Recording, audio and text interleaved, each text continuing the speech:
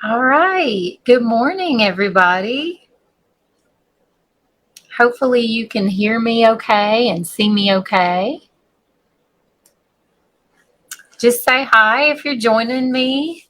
If you're live right now, say hi so I know who's joining me. And if you're catching the replay, thank you for watching and just let me know that you caught the replay. I'm really excited about this one because this topic, finding your health sweet spot, is why I named the group this. Like, it's the whole reasoning behind my group and how I approach health and everything. And I thought it would be good to talk about again because it's been a while, and we have new people coming into the group all the time. And so I thought it would be a good topic to talk about again.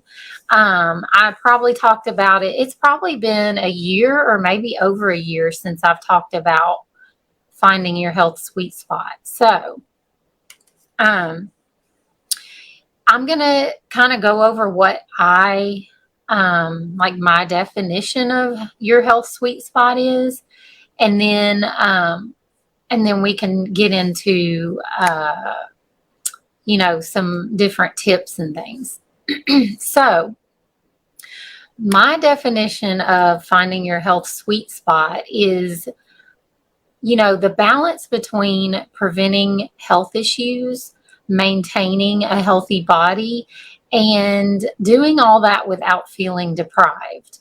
So that is really where you find like your sweet spot, where you're healthy, you're preventing disease, you're feeling good, and you're not feeling deprived. Like, you're not miserable with the way you're eating or the way you're living your lifestyle. So there's a sweet spot for that, because if we try to be 100% perfect, then we end up feeling deprived. But if we don't have any structure to our eating or our lifestyle, then that's when we start to get disease and we start to feel bad, and we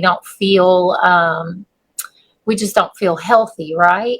So there's a sweet spot in all that. So we have to find our sweet spot, and it's different for everyone. What works for me may not work for you. What my sweet spot is may not be your sweet spot.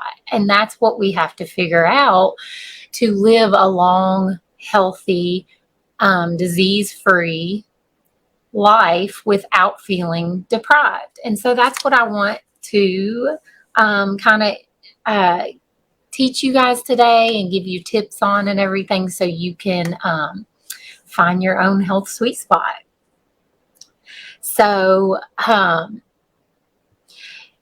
this is really the best place to be in, because if we only have two of these things, and we don't have all three, then we're less likely to stick with our lifestyle, right? So if we have the perfect diet, where we're like preventing disease, and we're maintaining a healthy body, and we're happy with our body, but we're feeling deprived, then how likely are you to stick with that plan that you have for yourself? Probably not very likely, maybe temporarily, but you'll find yourself going on and off of it because you can't stick with it because it's not realistic. So that's really what the health sweet spot is all about. And I don't know if you saw my graphic that I designed for today's topic, but it really does, give you a visual for what that is. You've got these three areas, and they all come together, and that makes your sweet spot. So it's just finding that place where you're feeling healthy, you're reversing or preventing health issues, but you can still enjoy your favorite foods without feeling guilty about it. So doesn't that sound great? Let me know in the comments if that sounds like something that you want, like something that you are desiring. Put yes in the comments, or just tell me in the comments what you think about that. So I know a lot of us think we have to choose between being healthy, like healthy food, and food we enjoy. And that's just not true. It is true that our bodies function better on healthy food, but it doesn't mean that we don't have room for our favorite foods and our favorite treats.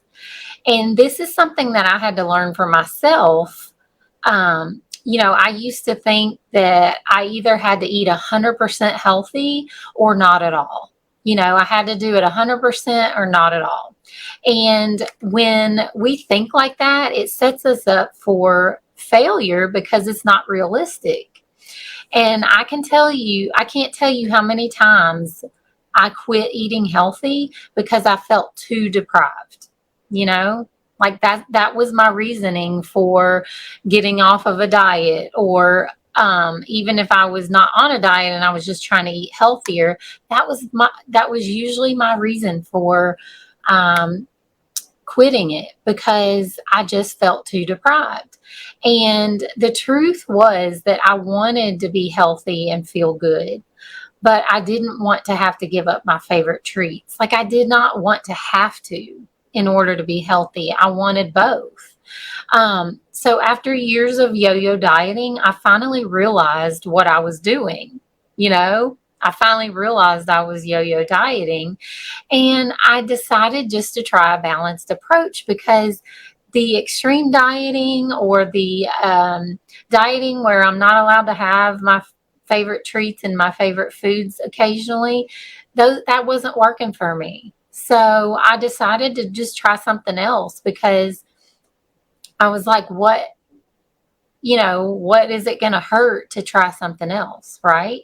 So I decided in 2017 that a balanced approach was the only thing that was really the only thing that I was able to stick with.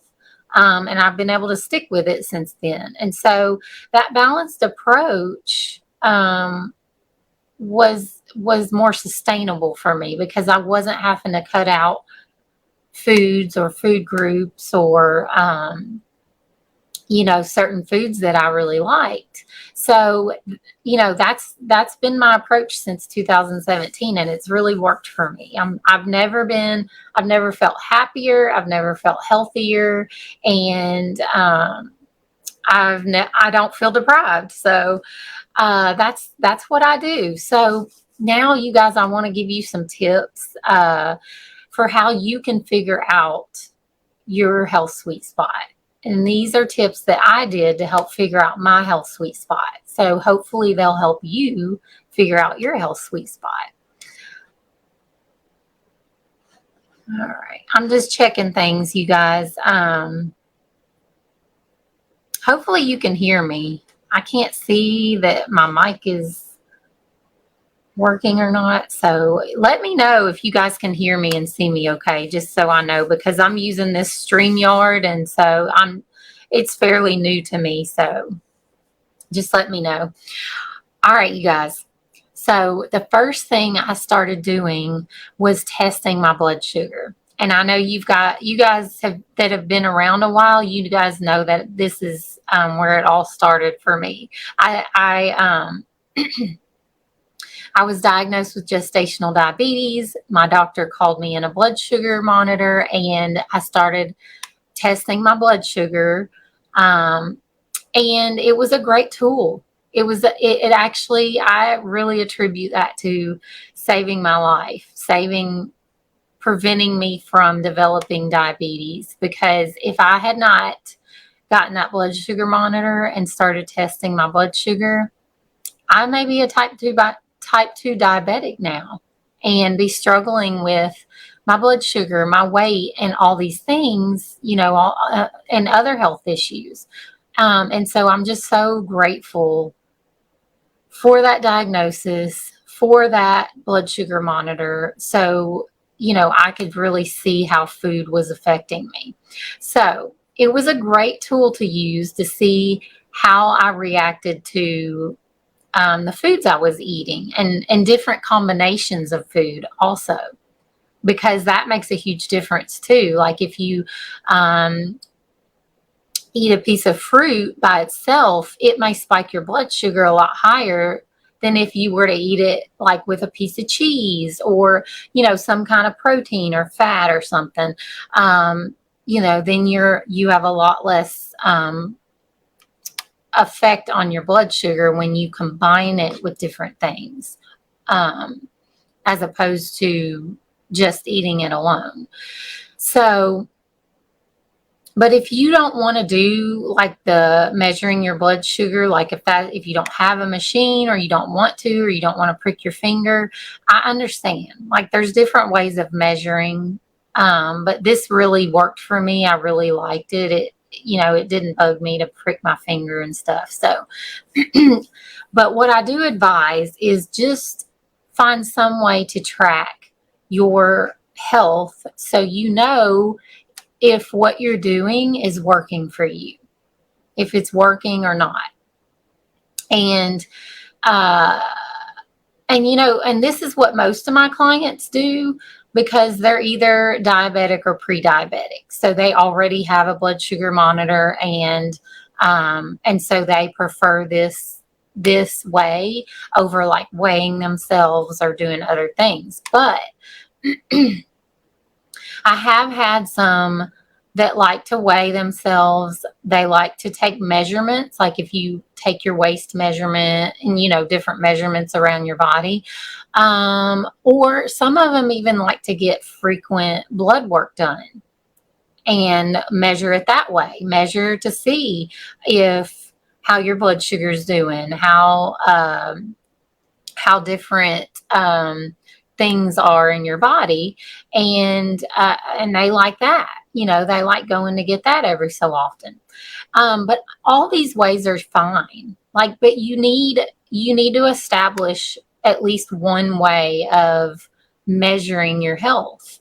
So if you're not going to do the blood sugar monitor, do one of these other ways, and do it at certain increments. Like if you're going to take measurements, do it once a month or once a week or every couple weeks, but have an established time when you do that. When you weigh yourself, don't weigh yourself every day. Weigh yourself once a week or once a month, and take note of those measurements, so if what you're doing is working. Okay? So that is my first tip. And if you are interested in tracking your blood sugar, I will link in the comments the blood sugar monitor that I recommend. Like if someone doesn't have one and they want one, the one I use is from Amazon. It's accurate. It costs I think $20. I think it's $19.99 on Amazon, and it comes with everything you need. It's very inexpensive, and the refill things are very inexpensive also. So I will link that after this live, if you guys are interested in that. Okay, let's talk about the second thing that I did. The next thing I worked on was figuring out how many splurge meals or treats I could have each week and still keep my blood sugar in a normal range. And for you, if you're weighing, then this may be, okay, how many treats or splurge meals can I have while still losing weight, or while still maintaining my weight if you're at maintenance? How many splurge meals or treats can I have if I'm doing if I'm measuring myself? Like how many can I have without, while still getting healthy, reversing disease, maintaining my weight if I'm at maintenance, or reversing disease, preventing disease, all these things, whatever your goals are. How many can I have So I'm not deprived, but I'm still hitting my goals, my health goals. So that's that's the next thing I had to figure out. And I do it by following 80/20. That was the balanced approach that I started following after my diagnosis, and it really was a game changer for me. It helped me have a few treats every week where I didn't feel deprived, but I was also, my blood sugar was great because I wasn't spiking it every meal or every day. I was only spiking it a couple times a week when I would have my treat meals. And then when I would go get my blood work done, and they would test my blood sugar and my A1C, it would be really good. Like, my doctor was like really happy, and she's like, "What are you doing?" And I told her, and she's like, "Well, that's working for you, so keep doing it." Um, so before that, I was either, well, when I would be on a diet, I wasn't spiking it, but then when I would get off the diet, I was spiking it every meal because um, I wasn't really aware or being strategic about what I was eating, because I wasn't eating for my blood sugar. So once I knew my blood sugar and what foods did, then I could strategically plan a blood sugar friendly meal, 80% of the time. And then 20% of the time I could spike my blood sugar a little higher. But if you're only spiking it a couple times a week, 2 or 3 times a week instead of every day, then that's going to make your blood sugar better. And when your blood sugar is more balanced and you don't have these huge spikes every day, then you're going to lose fat. You're going to have weight loss. So that is what I started doing. I started following the 80/20 way of eating most of the time. And so 80% of the food I ate in a week is whole, unprocessed food. So that's 80% of my diet. And then 20% of the food I eat is more processed. So for me, I eat 2 to 3 meals a day, and I don't snack really. Like, rarely do I eat snacks. I just eat 2 or 3 like larger meals a day. Less frequently, and this works really well for me because I'm busy, and I don't want to have to think about eating 6 times a day, or how many 3 meals a day and snacks and all that stuff. I don't want to do that. I just want to eat and be full for hours. So those are my goals. Those may not be your goals. You may want to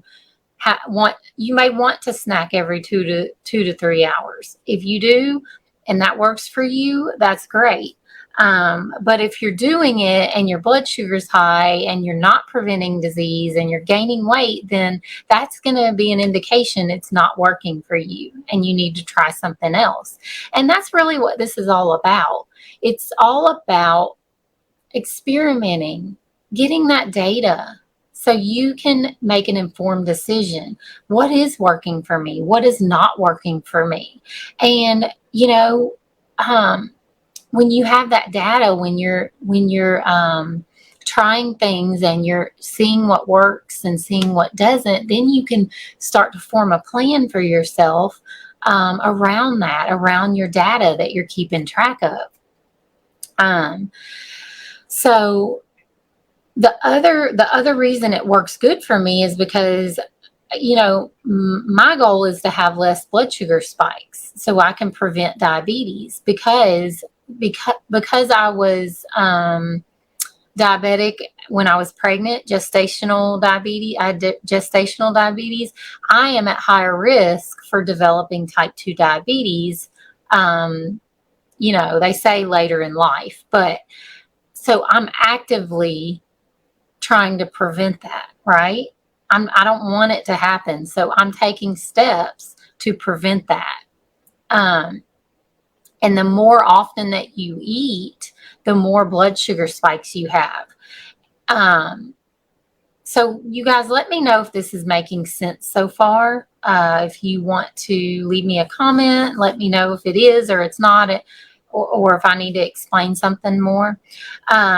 So the point of this is to figure out what way of eating works best for you and your goals. You know, you may not have blood sugar issues. You may do better on, more carbohydrates. I do not, because I have blood sugar issues. So I have to really watch my carbohydrates.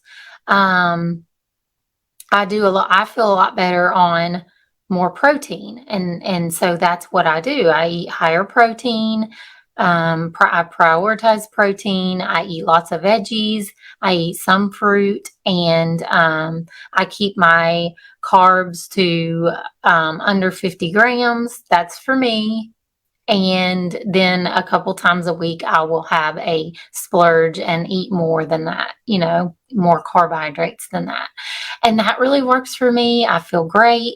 And so you guys just figure out what way of eating works best for you and how many splurges or treat meals you can have and still prevent disease and still maintain a healthy body. And so that's the second tip. Now, the third tip is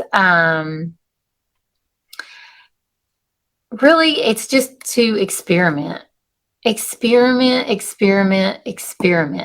And what do I mean by this? The first year of my health journey after being diagnosed with gestational diabetes was all about figuring out what foods and what food combinations my body does well with. And what foods I need less of. So that is what that was what the first year of my journey was experimenting and figuring out the foods my body did well with and the foods my body didn't do as well with.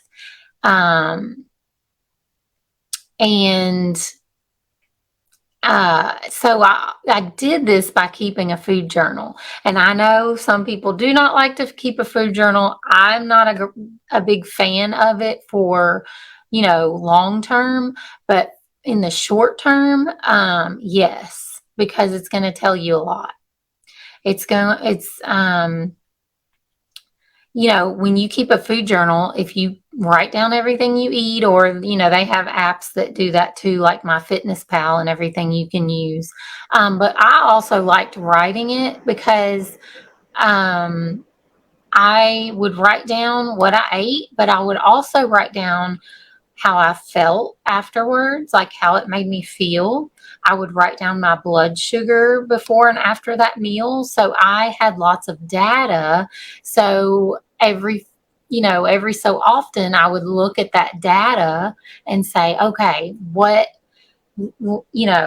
me see what worked, what didn't. Let me see what I need to change. Let me see what I need to stick with.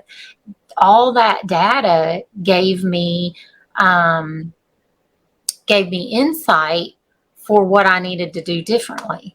And then from there, I just kept doing it and perfected my plan, perfected what I needed to do to prevent diabetes and lose weight and maintain my weight and all that stuff. So that's what I did. And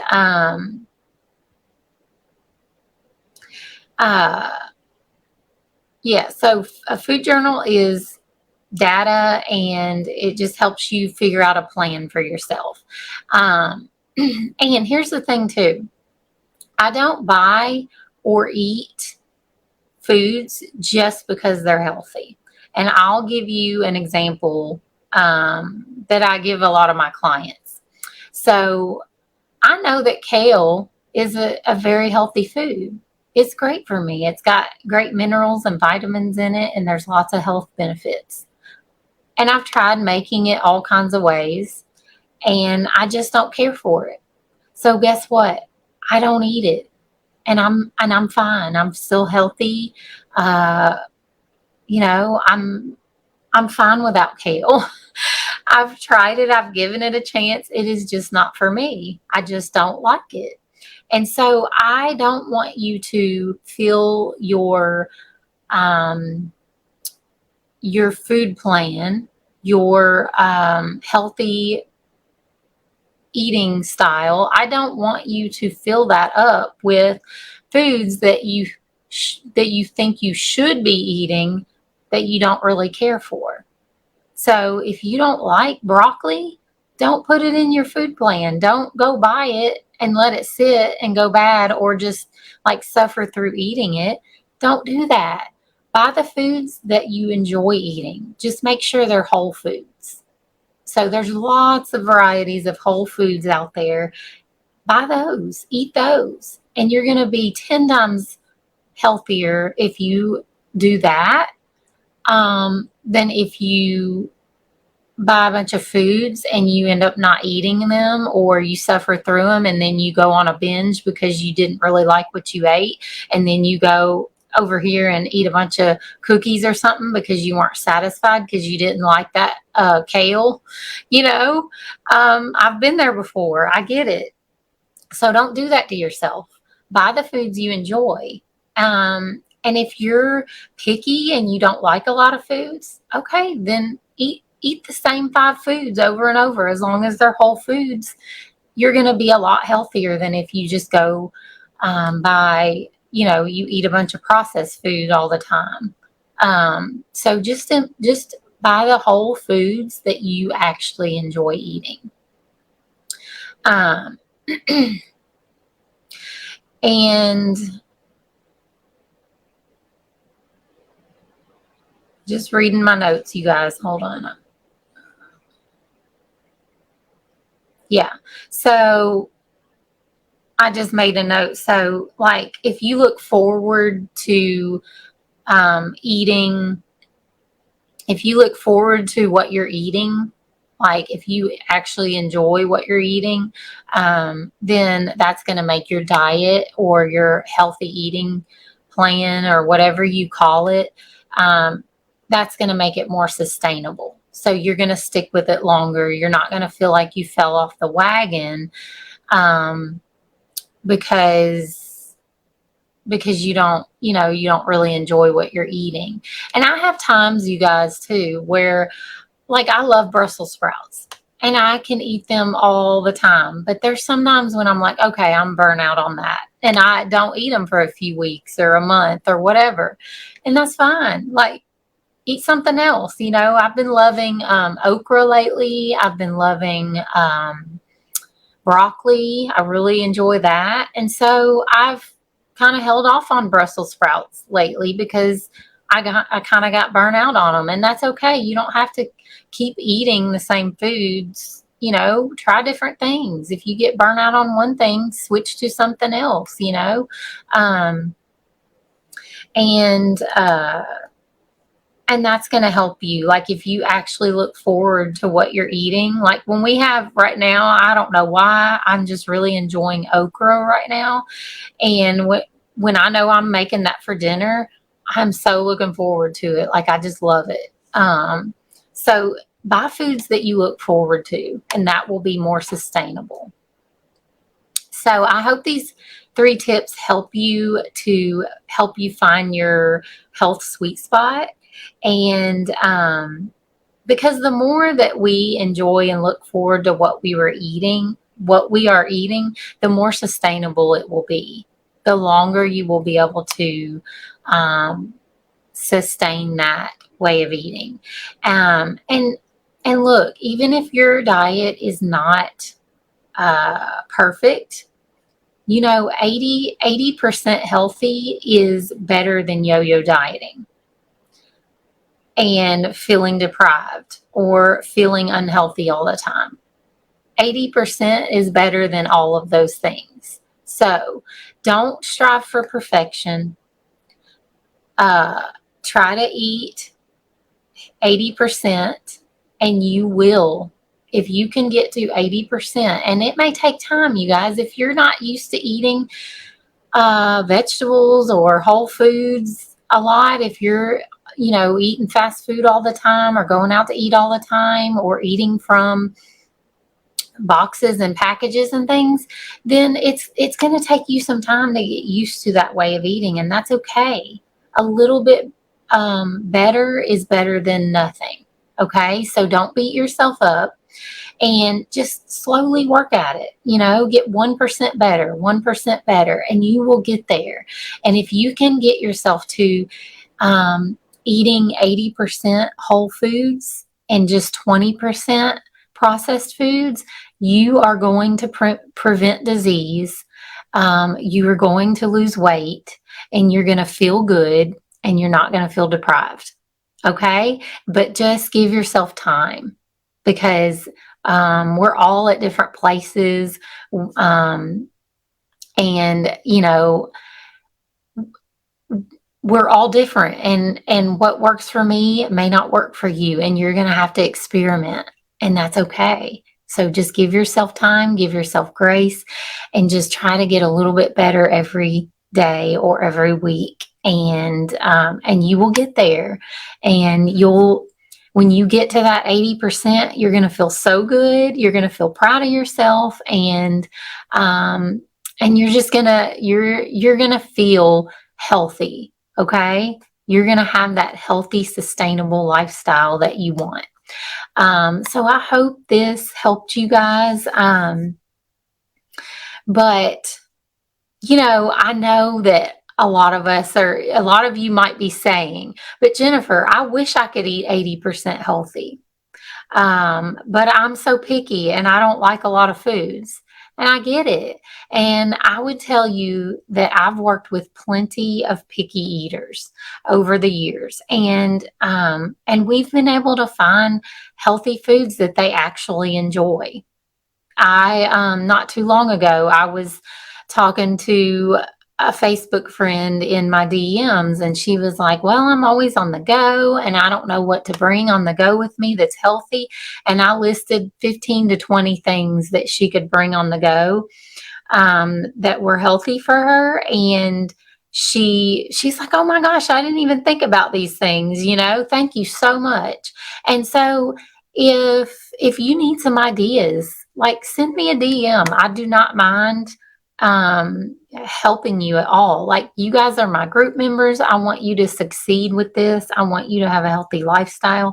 So if you need some inspiration, if you need some ideas, send me a DM and let me know, and we'll talk about it. And then I also, like, if you guys are wanting like more of a strategy for like a personalized strategy for you to create your healthy lifestyle, I do 20-minute free strategy calls. And if you are interested in that, you can just put strategy in the comments, and I will send you the link. I'll DM you the link to my strategy call, so you can sign up for a call. And that is just to help you get clearer on what your strategy should be based on your goals and your lifestyle and all that. So we can talk about that. If you want to do that, just put strategy down there, and I can send you a link to my calendar.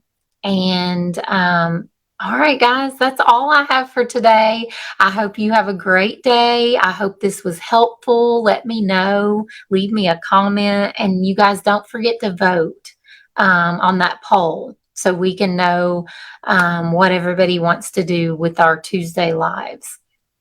All right, you guys, I will see you next week. Bye.